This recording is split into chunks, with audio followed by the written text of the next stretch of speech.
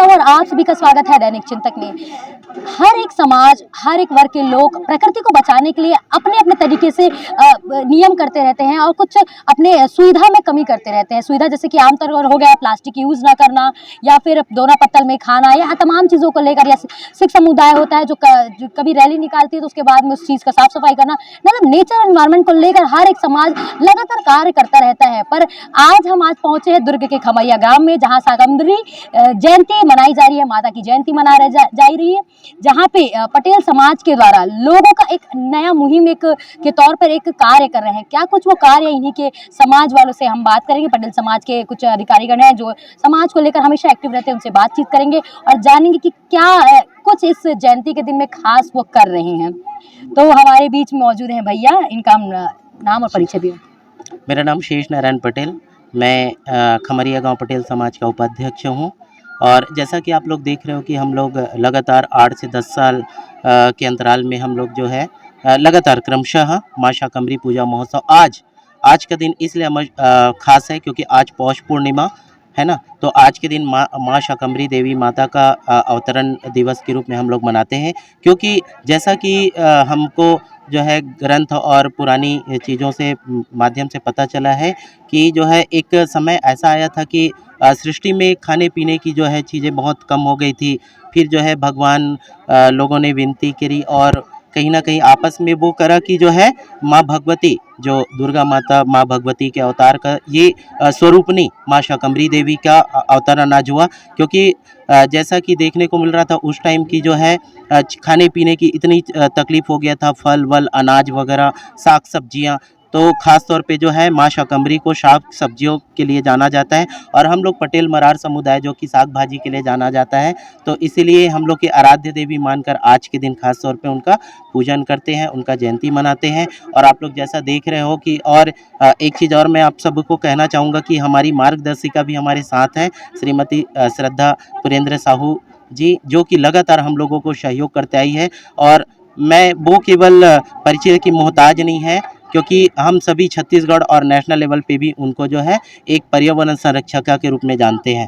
और आप लोग जैसा कि देख रहे हो कि प्लास्टिक मुक्त जो हम लोग का एक अभियान चलाई है मैडम ने, उस पे हम लोग भी पटेल समाज पूरा अग्रसर है, पूरे प्रदेश स्तर पे अग्रसर है। और आप लोग देख रहे हो हम लोग जो खाना की व्यवस्था की है उसमें कोई डिस्पोजल नहीं है, कोई वो जैसे सिल्वर वाला जो हम लोग यूज़ करते हैं थाली, उसका भी नहीं है। दीदी के माध्यम से हम लोगों ने जो है थाली बर्तन बैंक का निर्माण करके हम लोगों ने भी थाली खरीदा है, गिलास खरीदा है, और उसी के माध्यम से है भोजन सबको करवाते हैं।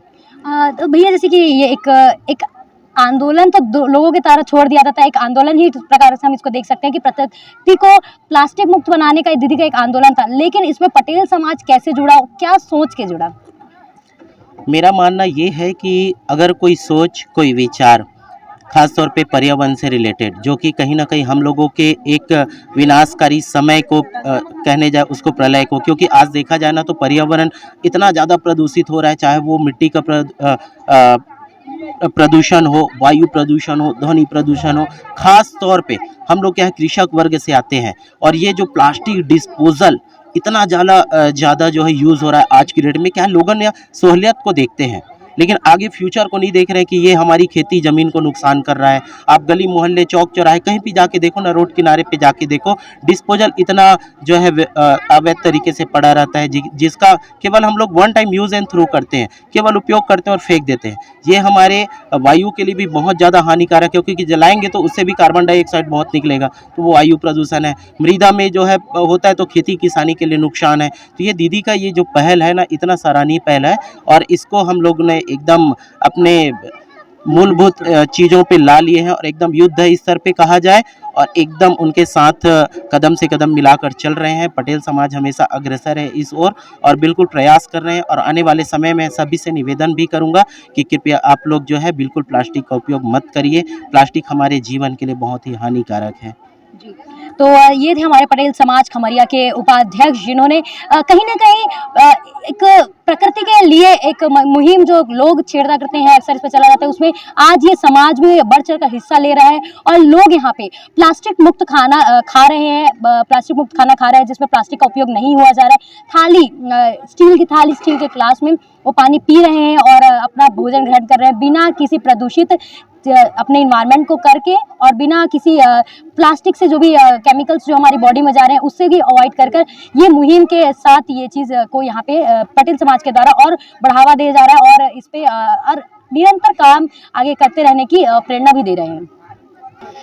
हमारे साथ और भी इस पटेल समाज के लोग मौजूद हैं जिनसे बात करेंगे। जैसे तमाम जानकारी तो हमारे उपाध्यक्ष जी ने दे दी है, पर ऐसे लोग जो इस मुहिम से जुड़ रहे हैं उनको कैसा महसूस हो रहा है? सर, आपको कैसा महसूस हो रहा है जब लोग आज प्लास्टिक नहीं उपयोग करके थाली प्लेट में वो कर रहा है, उसमें आपका पटेल समाज काफ़ी बढ़ चढ़ हिस्सा ले रहा है?